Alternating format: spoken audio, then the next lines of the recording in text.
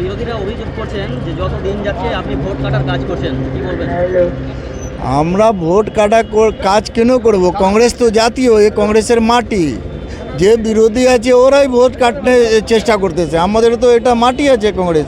হাজি সজ্জাদ সাহেব 8 বার এমএলএ ছিলেন, প্রিয় দাস এখানে এমপি ছিলেন, দীপা দাস মুন্সি এমপি ছিল। এখানে তো আমাদের ভোটই আছে। আমাদের ভোট নিয়ে তো বিরোধীগুলা আগে থেকে ওরা রাজনীতি করতেছে। এবার লোক সুযোগ পাইছে, অনেক দিন পরে কংগ্রেস প্রার্থী দিয়েছে। 15 বছর তো গঠবন্ধন করেছিল, এবার যে আছে মানুষ বুঝে গেছে আমাদের কংগ্রেস, জাতীয় কংগ্রেস আসছে, এবার আমরা কংগ্রেসকেই ভোট দিব, কোনো দলকে ভোট দিবে না। এরা সব মন বানায় নিয়েছে।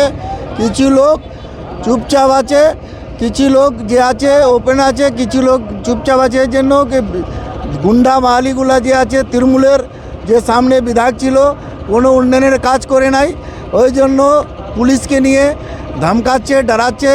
এবার ওদের গুন্ডা বাহালি চলবে না, কোনো দাদাগিরি চলবে না। এবার ওরা বুঝে গেছে তো ওর কংগ্রেসে, জাতীয় কংগ্রেসে যে ক্যান্ডিডেট হয়েছে ওর থেকে মজবুত আছে। আর এবার লোক খুলে ধীরে ধীরে সব খুলে আসবে।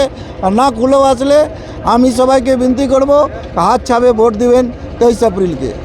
হাতে গোনা আর কয়েকটা দিন আছে, কেমন সাড়া পাচ্ছেন আজকে?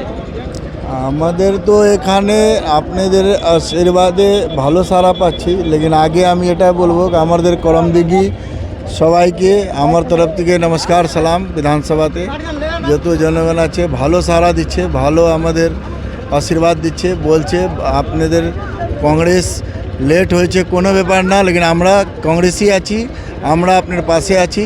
আপনি না দেখা হলেও টেনশন নাই, আর আমরা ভোট কংগ্রেসকেই দিব। আজকে কোথায় কোথায় র্যালি করলেন?